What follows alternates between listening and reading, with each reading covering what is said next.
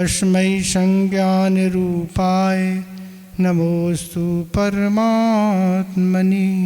देवादिदेव 1008 श्री बाष्पूजनाथ भगवान की, आचार्य पूजपात स्वामी महाराज की, आचार्य गुरुदेव श्री विद्यासागर महाराज की, मुनि श्री विमल सागर महाराज की, 3 कमलोकड़ महाराजों की।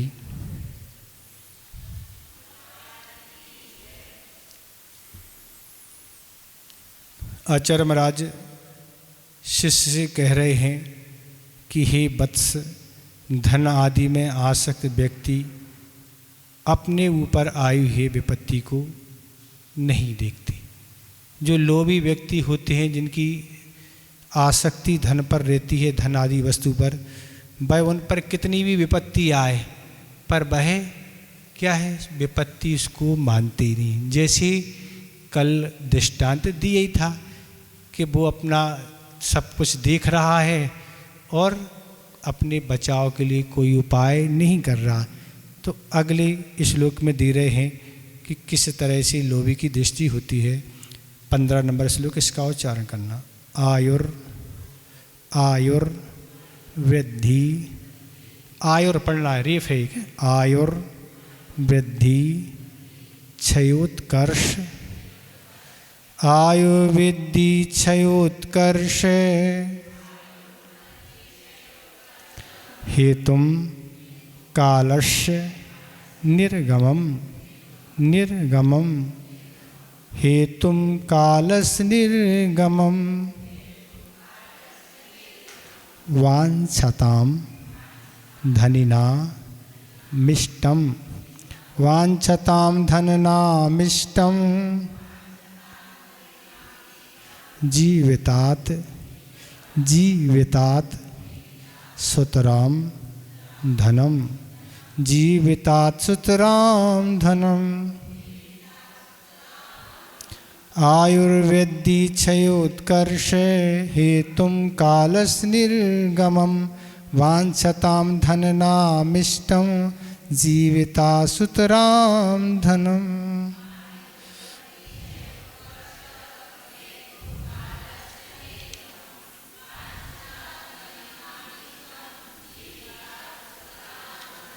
ठीक हो रहा उच्चारण? तो कह रहे कालस निर्गमम आयुर्विद्धि क्षयोत्कर्ष हेतुम वांछताम धनिनाम सुतराम जीविता धनम इष्टम। कह रहे समय के व्यतीत होने को आयु के क्षय और धन की वृद्धि का कारण मानने वाले धनवान पुरुष को अच्छी तरह अपने जीवन से भी धन की प्राप्ति इष्ट है।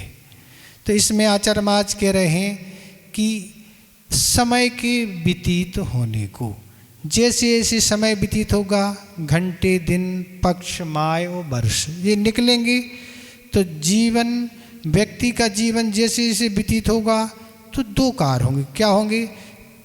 जीवन के व्यतीत एक मिली हुई जो आयु है वह कम होगी, और क्या होगा, जो धन है जिसने अपने धन को ब्याज पर दिया है उस धन की वृद्धि होगी। आचार्य महाराज कह रहे 2 काम होंगे। समय जैसे इस निकलेगा, हर प्राणी की मिली हुई आयु जो है वह कम होती चली जाएगी, और जिस व्यक्ति ने अपने धन को ब्याज पर दिया है वो ब्याज के माध्यम से उसकी धन की वृद्धि होगी। तो आयु का क्षय मतलब आयु क्षय प्रत्येक समय हो रहा है। सिद्धांत ग्रंथों में एक आविची मरण नाम का मरण आता है। सिद्धांत ग्रंथों में आविची मरण का अर्थ क्या होता है? जो भी हम आपको आयु मिली है, जितने भी निशिक उस आयु में हैं, वह निशिक के माध्यम से प्रत्येक समय प्रत्येक जीव की का क्या हो रहा है? मरण हो रहा है प्रत्येक समय। कैसे हो रहा है? तो वह निश्चय खिरती चले जा रहे हैं। मान लो 60, 70, 80 वर्ष जितने भी जिसको मिले हैं, अब वह 30 वर्ष का हो गया तो 60, 70 से 30 निकल गए हैं, अब उतनी आयु तो बची नहीं। तो ये कह रहे प्रत्येक समय ये है, गर्भ में जीव आया 9 माह निकल गए, अब वो तो गिने ही नहीं जा रहे ना। अभी हम तो, हमारा जन्म कब हुआ?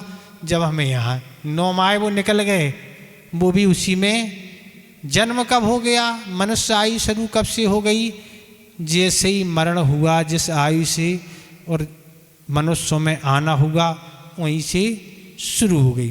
तो 9 माह वो निकल गए, फिर क्या किया, फिर गर्भ से निकला तो कुछ वर्ष और निकल गए। कैसे निकल गए और वर्ष? उन वर्षों में क्या है, कोई विवेक बोध नहीं, छोटा बालक बालिका है, अभी कुछ ज्ञान है नहीं, तो क्या कह रहे, वो भी निकल गए। उसमें भी कर्मबंध हो रहा। ऐसा नहीं कि जन्म जिस जीव ने लिया है तो महाराज उसको कुछ आता नहीं है, जाता नहीं है, तो कर्मबंध से बच जाए, तो भी नहीं, वो भी प्रक्रिया बंद की चालू है। तो ऐसे कुछ माह गर्भ में निकल गए और कुछ वर्ष विवेक सहित मिल गए। आयु कितनी मिली ये पता नहीं।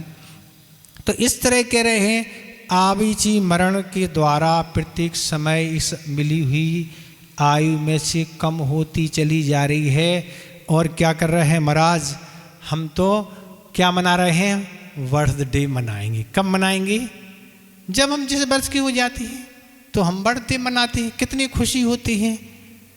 पर आविची मरण के सिद्धांत को अगर विचार करें या वैसी विचार करें तो हमारी उस जन्म पर हम खुशी मना रहे हैं, पर अगर हम धर्म से सहित नहीं हैं, कल्याण के मार्ग पर नहीं चल रहे हैं, कल्याण का उपाय नहीं सोच रहे हैं, तो वो उतने वर्ष हमारे क्या है, व्यर्थ निकल चुके हैं। और हम व्यर्थ निकालने के बाद खुशी मना रहे हैं। आज हमारा क्या है, बर्थ डे है। आज हमारा क्या है, बर्थडे। हम भैया यही कहते, बर्थडे में थोड़ा सुधार कर लो। आज हमारा क्या है, व्यर्थ डे है। क्या बोलो आज हमारा व्यर्थ डे है। अब हमने 30 वर्ष गंवा दिए हैं, खुशी मनाने वाली बात नहीं।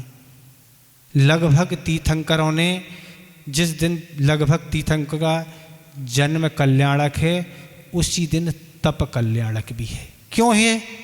उसी दिन जब उन्होंने विचार की, अरे मैंने इतने वर्ष गंवा दिए, उसी दिन वह तप को अंगीकार कर लेते हैं, दीक्षा को अंगीकार कर लेते हैं। क्यों? इतना वर्ष निकाल दिया। पर यहाँ तो महाराज कोई चिंता ही नहीं ना, कितने निकल गए, निकलने जान दो। अमर होके आए हैं ना, मरना तो है ही नहीं, ऐसा है क्या? तो जिन्हें अमर कहा जाता देवों को, मरण तो उनका भी होता है। जिनकी आगे सागरों पर्यंत आई उनका भी मरण तो होता है। संसार में जन्म मरण दो ही तो है ना। तो इसलिए कह रहे हैं कि इसलिए आचार्य महाराज ने कहा था, अपने गांठ में से एक वर्ष निकल गया उसको बोलते हैं वर्षगांठ। वर्षगांठ किसे बोलते हैं? हिंदी शब्द है, वो इंग्लिश शब्द था ना। क्या है? अपनी गांठ से अर्थात मिली हुई आयु में से एक वर्ष निकल गया उसको बोलते हैं वर्षगांठ। अब आप खुशी मनाएं, क्या मनाएं, वो तो आपका विवेक पर आधारित है। तो इस तरह वर्षगांठ में बहुत आनंदित होते हैं, अपने अनुसार धन संपदा को खर्च करते हैं, खुशी मनाते हैं। पर विचार करने की बात है कि हमारी मिली हुई आयु में से इस तरह निश्चय खिरते चले जा रहे हैं। ये तो निश्चय खिरते चले जा रहे हैं। पर अगर अकाल मरण का कोई मौका मिल गया, कोई निमित्त बन गया, तो 1 मिनट नहीं लगेगा, पूरी आयु तुरंत समाप्त हो जाएगी। इसके लिए उदाहरण क्या है, अकाल मरण का क्या उदाहरण घटित करें? तो वैसे अष्टपाहड़ में आचार्य कुंद कुंद महाराज ने 2 गाथाएं दी हैं कि अकाल मरण के लक्षण क्या है। विष खाने से, कहीं से गिरने से, एक्सीडेंट, ऐसे बहुत से कारण दिए हैं। ये कारण है तो अकाल मरण ही है। पर अकाल मरण का लौकिक उदाहरण हम क्या माने? तो अकाल मरण का लौकिक उदाहरण यही है कि आपने अपने किचन में एक सिलेंडर लगा दिया और उस पर डेट डाल दी। आज की आपने डेट डाल दी। आज कितनी डेट है? 6 तारीख है। 6 महीना कौन सा है? 10वां।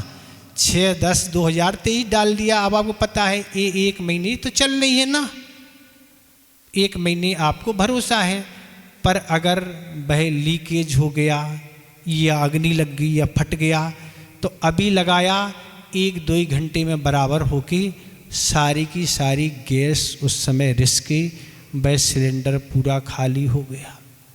तो इसी तरह ये कह रहे अकाल मरण क्या हो गया, आयु आपको मिली है पर क्या हो गया, ऐसा कोई निमित्त मिला 60-70 वर्ष की जो आयु मिली थी वो तुरंत पूरी खत्म हो गई। किसी ने प्रश्न किया था, वो आए नहीं एक दिन 10 लक्षण परम महाराज। लोगों की ये धारणाएं हैं, क्या धारणा है कि अब जो बची है आयु उसका क्या होगा, बचती नहीं कोई आयु, जो भी है उसके निषेक तुरंत अंतर्मूर्त में सारे के सारे खिर जाते हैं, पूरी समाप्त। जैसी गैस पूरी रिस गई, खराब हो गई, अब उसमें गैस, इसी तरह पूरे निषेक एक साथ अंतर्मूर्त में खिर जाएंगे और वह जीव अगली आयु का बंध कर लेगा और मरण करके चला जाएगा। अब वो आयु कहीं भोगने की बात नहीं। तो इसलिए आचार्य महाराज जी कह रहे हैं कि तुम सोच रहे हो कि हम आगे कर लेंगे, तो आगे करने की बात कहाँ।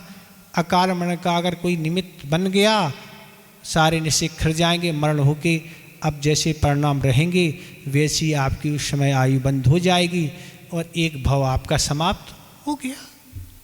तो इसलिए ये मनुष्य पर्याय का बारे में विचार इसलिए किया जाता है कि ये तो कल्याण वाली बातें हैं, पर मनुष्य पर्याय मिलते हुए हम कहाँ खर्च कर रहे हैं। आचार्य पूजपाद महाराज ने सर्वासिद्धि में एक उदाहरण दिया कि किसी को राख की ज़रूरत है, वो घर में चंदन रखा है, वो चंदन जला के राख बना ली। ऐसी मूर्खों के काम है ना, ऐसी मूर्खता से मनुष्य पर्याय खर्च करते जा रहे हैं। यत्र रखा था, बड़ा कीमती यत्र था, नाली में डाल दिया। तो यही इसी तरह के मनुष्य पर्याय के उदाहरण दिए गए हैं कि इस तरह मनुष्य पर्याय को निरंतर मिटा रहे हैं। कितनी कीमत है उसकी ये पता नहीं। तो इसमें ये कह रहे हैं कि लोभी व्यक्ति सोच रहा है कि हमने जो लाखों रुपया ब्याज पर दे रखा है, भाई 1 वर्ष में इतना बढ़ जाएगा ब्याज, 2 वर्ष में इतना बढ़ जाएगा, और इस तरह वह धन की चिंता कर रहा है। देखो अब 5 वर्ष होने वाले हैं, जिसको हमने ब्याज पे दिया था अब हमारा दुगना मिलेगा। क्या कह रहा वो, दुगना मिलेगा। पर क्या नहीं, ये नहीं सोच रहा है कि 5 वर्ष हमारी गांठ से निकलने वाले हैं, हमें जो 5 वर्ष कल्याण के लिए मिले थे उसमें हमें कल्याण धर्म ध्यान करना चाहिए थे, वो हम कुछ सोच ही नहीं रहे, केवल धन की ही बात सोच रहे, बस इतना बढ़ेगा इतना बढ़ेगा और इसकी वृद्धि इतनी होगी, और ये नहीं सोच रहा कि उम्र हमारी निरंतर घट रही है, अब हमें कुछ कल्याण के लिए सोचना चाहिए, ये नहीं। तो इस तरह कह रहे हैं बैंक में रखा पैसा फेल हो गया, बैंक मान लो चला गया धन, आप सोचते चले जा रहे हैं। तो इस तरह ये आचार्य महाराज इसमें यही उदाहरण दे रहे हैं कि लोभी जो व्यक्ति होते हैं उन्हें जीवन से प्यारा धन होता है, वह धन की वांछा में लगे हुए हैं, धन बढ़ रहा है धन बढ़ रहा है, पर कीमती मनुष्य पर्याय जा रही है, उसकी कोई फिक्र नहीं है। वो फिक्र नहीं है तो आगामी पर्याय क्या होगी, वह तो आपके परिणामों पर आधारित है, जैसे आपने आयु का बंद किया होगा वो आपको मिलेगी। तो इस तरह से इस श्लोक का यही भाव है कि उसकी तरह लोभी व्यक्ति की तरह ना सोच के ये सोचो कि हम जितना जो कर सकते हैं वो करें। जैसे कल के श्लोक में आया था कि वह देख रहा है तो करना क्या चाहिए, तो उसका यही था कि जितनी अनुकूलता अभी है हमारी साधना करने की, तप करने की, जो भी करने की, जो भी जितना भी हमारा वह पुण्य है उतना तो कर लो ना, बाद में जब अनुकूलता मिलेगी तो हम बात का सोचेंगे, पर जितना अभी अनुकूलता है जो हम अभी कर सकते उतना तो करें ना। उतना भी हम नहीं कर रहे ना, तो उतना भी नहीं कर रहे तो क्या होगा, पुण्य का संचय कहाँ से होगा, नहीं होगा। तो ये इस श्लोक का भाव है। अनेक प्रकार की दुनिया में लोभी हैं, किसी को धन का लोभ है, किसी को खाने का लोभ है, किसी को यश का लोभ है, तरह तरह के संसारी प्राणी हैं और उन्हें लोभ सता रहा है और लोभ के कारण अपने कीमती जीवन को खो रहे हैं। भोजन करने वाले भी ऐसी गिद्धता होती है, ऐसे होते हैं कि अपना सब भक्ष अभक्ष आदि सबको छोड़ के वो तो लग जाते। एक दृष्टांत आता है, एक व्यक्ति था और उसको वह रोज़ प्रतिदिन अपने घर पर भोजन करता था, पर उसको एक चाह थी कि किसी दिन अच्छे अगर व्यंजन मिल जाए, कोई हमारा निमंत्रण करे तो बहुत अच्छा रहेगा। एक दिन कहीं से निमंत्रण आ भी गया और निमंत्रण सुन के उसको बहुत खुशी थी। उस दिन का इंतज़ार था कि वह दिन भी आएगा जब हम वहाँ पहुँचेंगे। और वह वहाँ पहुँचा, वहाँ तरह तरह के व्यंजन बने हुए थे और वह बैठ गया, उसने भोजन करना चालू किया। परोसने वाला बहुत देर से परोस रहा है, चूँकि व्यंजन अच्छे अच्छे थे और बहुत थकान जैसी महसूस कर रहा। बहुत देर हो गई परोसती, ये तो कुछ नाम ही नहीं ले रहा बंद करने का। तो फिर उसने कहा, भैया बीच में कुछ पानी तो ले लो ना। वो कहता है उससे, बीच में भैया कुछ पानी ले लो, बहुत देर हो गई है। वो कहता, बीच आने तो दो ना पहले, जब पानी लेंगे ना, अभी बीच कहाँ, अभी तो शुरुआत है ना। तो ऐसे भी भोजन के लोभी हैं जो अपने स्वास्थ्य को खराब कर लेते। इसमें कुछ पूछना तो आप पूछ लें। इस तरह से हर तरफ के लोभ से बचना आवश्यक है। कोई भी अपने अगर जीवन में लोभ रहता है तो अपने जीवन को समाप्त वह कर सकता है, आगामी जीवन को भी खराब कर सकता है। ठीक है, आ गया समझ में।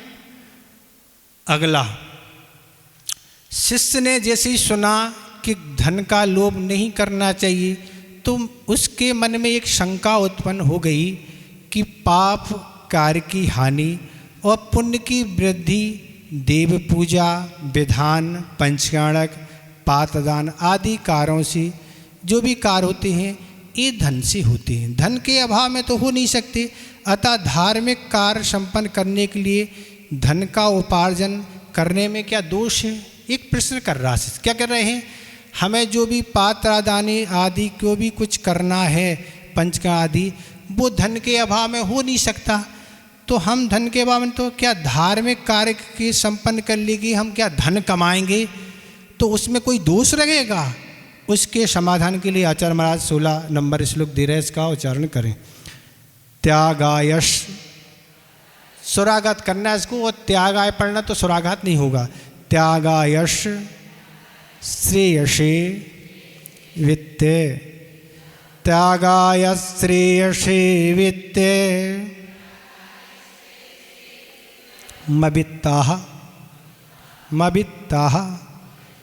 संचिनोति संचिनोति या मवित्ता संचिनोति या सौ शरीरम सा पंके नश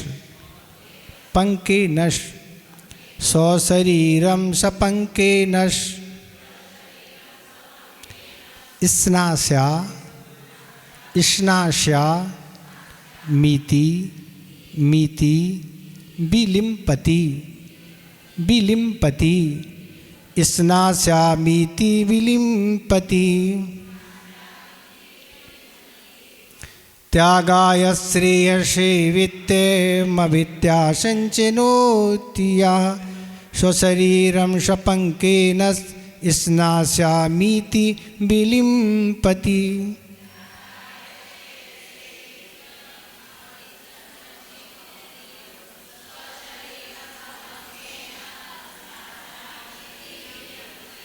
ठीक हो रहा उच्चारण? कहीं कोई दिक्कत तो नहीं है? तो कह रहे हैं या वित्ता त्यागाय श्रेयसे वित्तम संचिनोति। कह रहे जो निर्धन मनुष्य दान पुण्य करने के लिए तथा अपने सुख अथवा कल्याण के लिए धन को संचित करता है,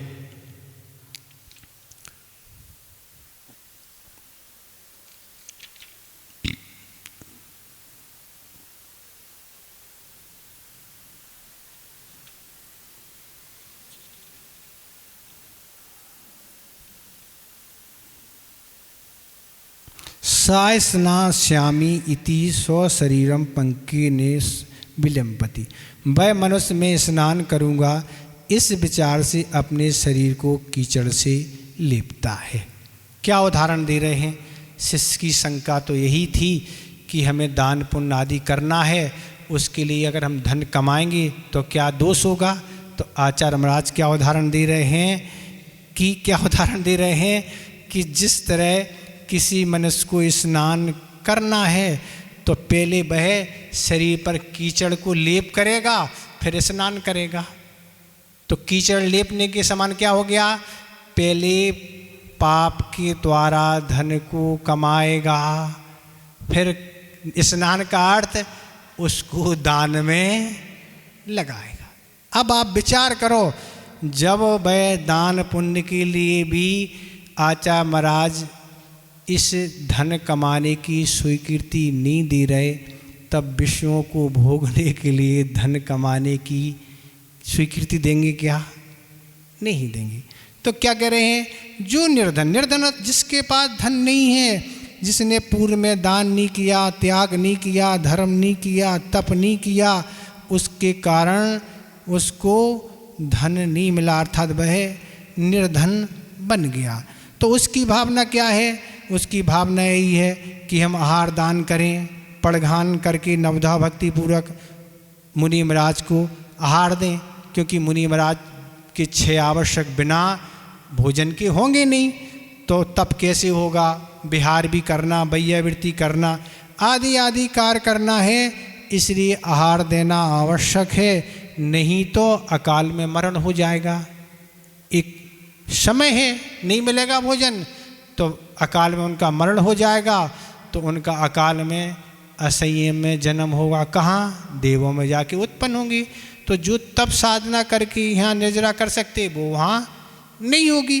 औषधि दान भी, जब भी कोई महाराज पर कोई भी असाता कर्म वगैरह, बुखार, सिर दर्द आदि कोई भी व्याधि आती है तो औषधि देना, औषधि के लिए धन चाहिए।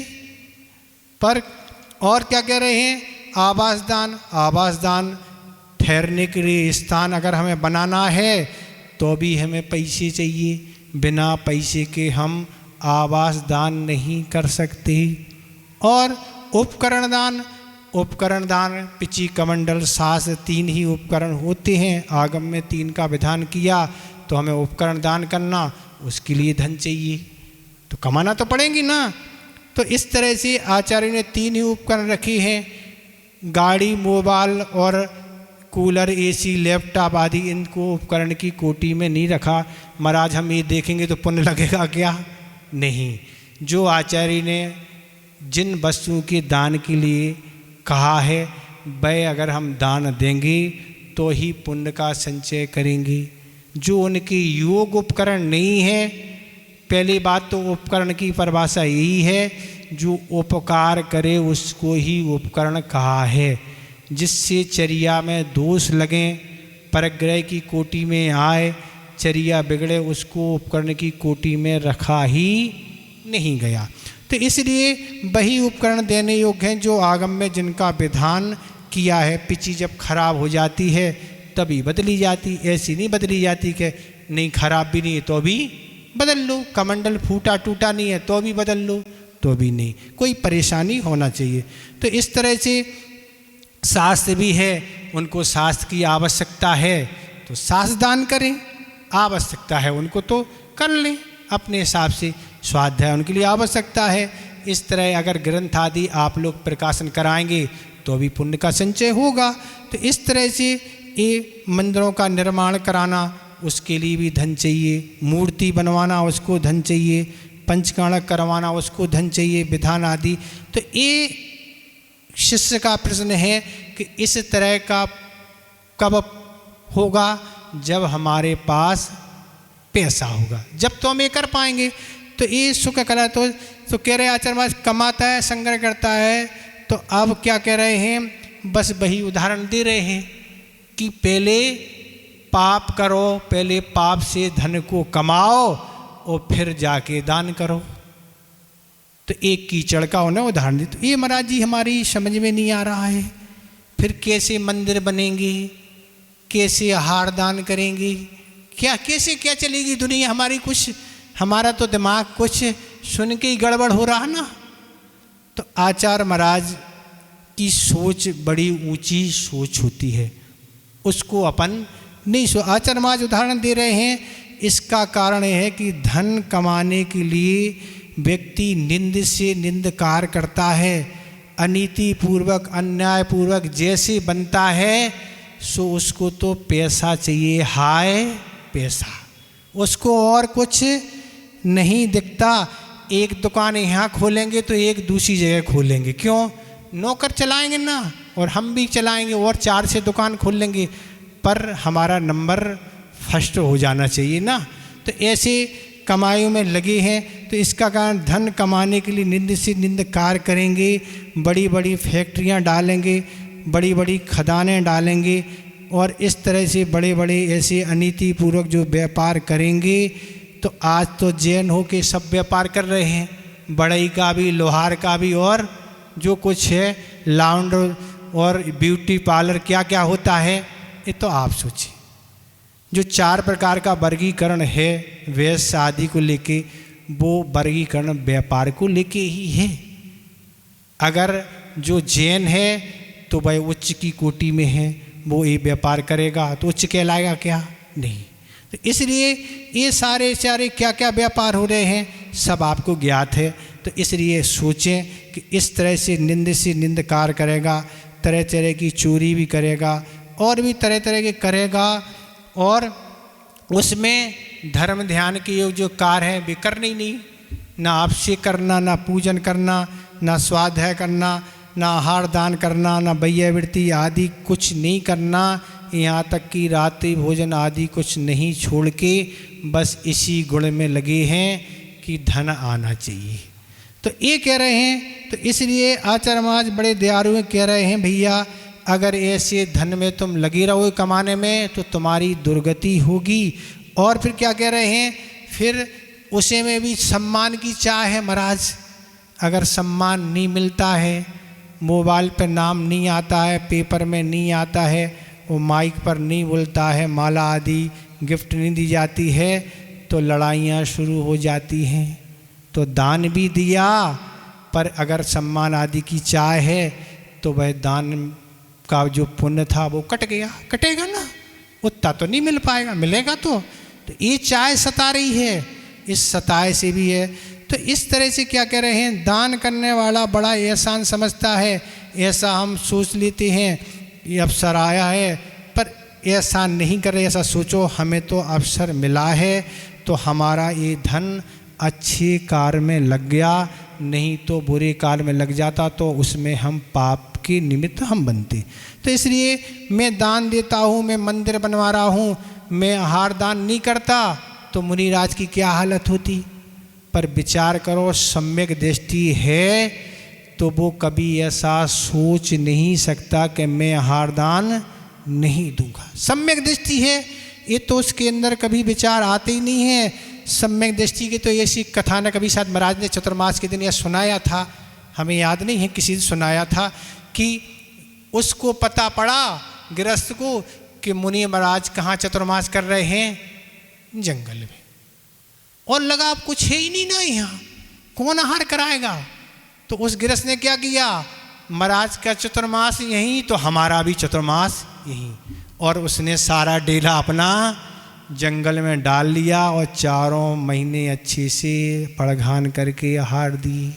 हो सकता कोई संतोषी, ऐसे बताओ ना महाराज व्यापार का क्या होगा, बच्चों का क्या होगा, सबको ले आओ ना यहाँ, बच्चों को परिवार को और बस अच्छे से करो ना। तो ऐसा होता काम ना, ऐसी ऐसी दुनिया में लोग हैं। एक उदाहरण और मिलता है देवों का, कि एक मुनि महाराज थे और देवों को ज्ञात हुआ क्या होगा, देवों ने पड़घान करते रहे, अंत में बात खुली जब पिचियों कमंडल पेड़ पर टंगे हुए थे, तब ज्ञात हुआ अरे देवों ने आहार करवाते रहे, हाँ करेंगे, सम्यक दृष्टि है तो करेंगे व्यवस्था। बाद में उन्होंने प्रायश्चित लिया, पर ये है सम्यक दृष्टि है, उसके अंदर कभी विचार आएगा ही नहीं, कुछ भी हो जाए हमारे होते हुए महाराज बिना आहार के नहीं रहेंगे। ये वैयावृत्ति है। एक बार महिलाओं ने हमसे पूछा किसी क्लास में, कहीं की बात है, महाराज हम तो वैयावृत्ति कर ही नहीं पाते महाराज, हम क्या वैयावृत्ति। तो वैयावृत्ति कहती किसी की, हमने पूछा, हाथ पैर दबाने को वैयावृत्ति कहते क्या? आहार दान करना सबसे बड़ी वैयावृत्ति है। आप तेल की ड्रम में डुबा भी देंगे दिन भर तो कुछ होने वाला नहीं है, ना घी से कुछ होने वाला है अगर आहार नहीं जाएगा तो महिलाएं सही वैयावृत्ति करती हैं, अगर बनाए नहीं तो पुरुष क्या करेगा, पुरुष तो देने वाले हैं ना। तो महिलाएं ही सही वैयावृत्ति आहार दान दे के करती। एक बार सतना में थे तो आज वहाँ बहुत सर्दी थी, तो आचार्य महाराज कहने लगे कि देखो अपन तो अभी ठंड के कारण बाहर जा ही नहीं रहे, दुखे हुए हैं, ठंड अधिक थी, 4 टेम्परेचर था, निकलना मुश्किल था, क्या करें कहाँ जाएं। पर आचार्य महाराज कहने लगे देखो गृहस्थ देखो ऐसे कड़ाके की सर्दी में भी आहार बना रहा। क्यों बना रहा? क्योंकि हमें पड़घान करना। वो कितनी निर्जरा कर रहा, सोचो कितने पुण्य का संचय कर रहा। तो ऐसे पुण्य की संचय करने वाले गृहस्थ होते हैं कि अपने रहते हुए कभी मुनिराज को भूखा नहीं रहने देते हैं। तो आचार्य उमा स्वामी महाराज ने वैयावृत्ति को किस में रखा? अंतरंग तप की कोटि में रखा है, कोई सामान्य चीज़ नहीं है। तो ऐसे आहार कराने वाले, आहार देने वाले, ये सब वैयावृत्ति की कोटि में ही आते हैं। तो इस तरह से ये कह रहे हैं कि दान की हुई वस्तु का स्वामित्व नहीं रखा जाता है, तब वह दान की कोटि में आ जाता है। दान कर दिया, अब तुम उसके स्वामी नहीं रहे, नहीं कहोगे नहीं महाराज ये तो हमारा है, तुम्हारा है, तो अभी फिर तुम्हें पुण्य लगने वाला नहीं है, तुम्हारा स्वामित्व खत्म, अब जो उन्हें करना जाने। तो इस तरह से महाराज क्या दिक्कत आएगी? तो दिक्कत ये आएगी कि महाराज आचार्य महाराज कह रहे अगर आपने पाप से कमाया और बेटे ने जुए में लगा दिया तो क्या हो गया? दान भी नहीं कर पाए और पाप के द्वारा जो कमाया सब चला गया। और भी दान के लिए कमाया और क्या हो गई? भावना बदल गई। क्या बदल गई भावना? अब रहने दो, क्या करना, अच्छे से भोगो ना, क्या दान करना। तो ऐसे भाव भी आ सकते हैं। तो इसलिए आचार्य महाराज कह रहे हैं अगर आपकी भावना अच्छी होगी तो आपके पास धन आ जाएगा और आप उसको दान कर लेंगे। अन्यथा अगर आप इस तरह से अनीति से धन कमाएंगे और दुर्गति का बंद हो गया तो वो दान कुछ नहीं कर पाएगा। इसलिए आचार्य महाराज यहाँ कहने वाले यही हैं। हम आपको संस्मरण सुना चुके हैं इसके बारे में। एक चने का उदाहरण सुना, हम संस्मरण सुना चुके हैं कि उसकी भावना थी, उसने 11,000 बोल दिए। पहले दिन आचार्य महाराज का आहार हुआ बोरीबंद में और उसने 11,000 बोल दिए। 2-2.5 हज़ार रुपये महीने मिलते थे, लोगों ने कैसे चुकेगा। पर उसके 10,000 10 बोरे चने रखे थे, उन चने का भाव दुगना हो गया और पैसा भी चुक गया और बच भी गया। तो भावना रखेंगे तो सब अच्छा हो जाएगा। इस तरह यही भी आपका श्लोक हो गया। इसमें आपको कुछ पूछना तो पूछें। इसलिए अनीति से धन नहीं कमाना है, नीति पूर्वक धन कमाना है। उससे अगर हमें आय होती है तो हम दान करते चले जाएं, नाम के पीछे नहीं भागें कि महाराज उनका नाम हो रहा है तो हमारा भी नाम होगा। नाम नहीं, अपन को अगर अपने पास है पैसा तो अपन को दान करना चाहिए, सदुपयोग में उसको लगाना चाहिए, नहीं तो दूसरी जगह लग जाएगा। दान तो आवश्यक रखी ही है ना, 6 आवश्यक में एक दान तो आचार्य ने रखी है। इसलिए दान तो करो पर अनीति से नहीं कमाओ, नहीं तो दुर्गति हो जाएगी। तो इस तरह यह भी आपका हो गया। ठीक है, इसमें कुछ पूछना तो पूछ लें। अब समय तो आपका हो ही रहा ना। हमने सोचा था 3 करेंगे, आज पर गाड़ी आगे नहीं बढ़ पाई, क्या करें। ठीक है, तो चल लेंगे अभी तो क्लास ना।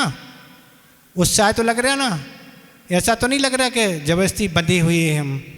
बंधे तो नहीं ना, आप बांधते नहीं ना हम किसी को। आप तो अनुकूलता से पढ़ें, जब तक आपको अनुकूलता रहे सो हम पढ़ाते रहेंगे। जब आपकी अनुकूलता समाप्त तो हम भी बंद कर देंगे, क्या करेंगे। बस क्लास के लग व्यक्ति रहेंगे तो हम पढ़ाते रहेंगे, और घट जाएंगे तो क्या करेंगे ना, फिर अच्छा नहीं लगता ना। इस तरह दोनों श्लोक हो गए। तो लोभ पर अपन को नियंत्रण करना है और सब कुछ नियंत्रण करते हुए आगामी जीवन को सुंदर बनाने के लिए सारे प्रयास करते जाना है, नहीं तो कब आयु का बंद हो जाएगा कोई भी ठिकाना नहीं। किसका? अपन सबका, कोई का क्या, सभी की यही स्थिति बनी हुई है। देव और नारकियों का तो 6 महीने पहले होता, पर मनुष्य तिरंचों का तो कोई पता ही नहीं ना कब हो जाएगा। ठीक है, संस्मरण देखें, आचार्य महाराज कितने बड़े साधक हैं, उनकी साधना के बारे में अपन करना तो ठीक है, सोचना ही कठिन है। आचार्य महाराज एक नगर में पहुँचे और उस नगर से आचार्य महाराज ने बिहार कर दिया। राजस्थान की ही बात है, और बिहार करके आचार्य महाराज, लोगों ने अनुमान लगाया कि इस स्थान पर रुकेंगे संभवतः, तो वहाँ जाके एक स्कूल में व्यवस्था शाम को रुकने की बना ली। और आचार्य महाराज लग रहा था कि 1-8 किलोमीटर बचा है, वहाँ तक पहुँच के वहीं रुकेंगे, पर बिहार करते करते एक सामने शमशान घाट दिखा, और शमशान घाट दिखा जहाँ लोगों को जलाया जाता है, वहाँ जाके वहीं जाके बैठ गए।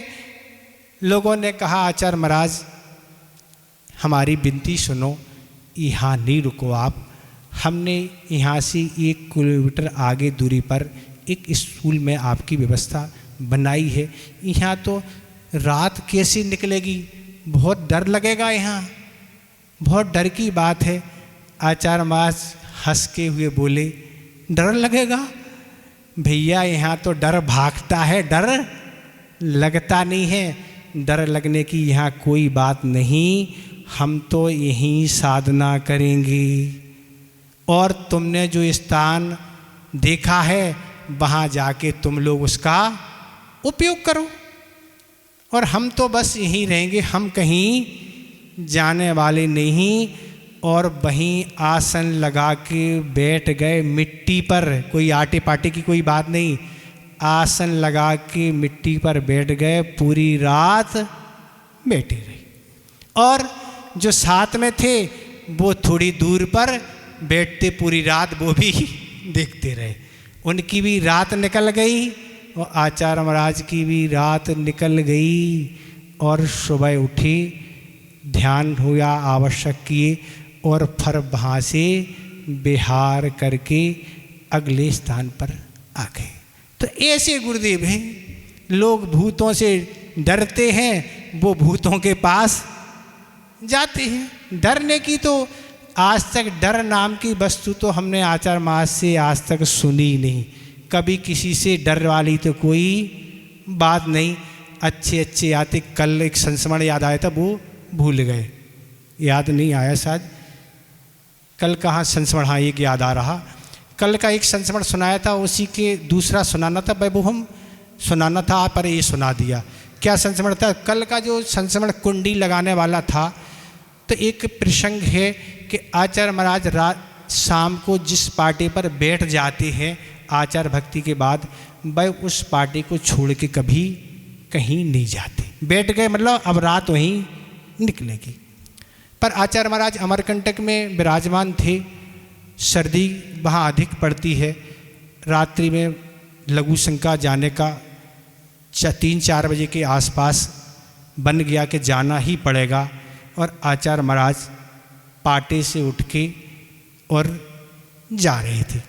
एक महाराज गेट के पास सोते थे जहाँ से निकलना पड़ता था, एक चैम्बर था ऐसा कांच का, तो वो बैठे हुए थे वहाँ, वो वहीं लेटते थे। और आचार्य महाराज जाके ऐसे खड़े हो गए, तो वो महाराज ऐसा चेहरा देख रहे, समय सागर जी होंगे, समय सागर जी तो गेट खोलते हैं, तो आज क्यों नहीं खोल रहे।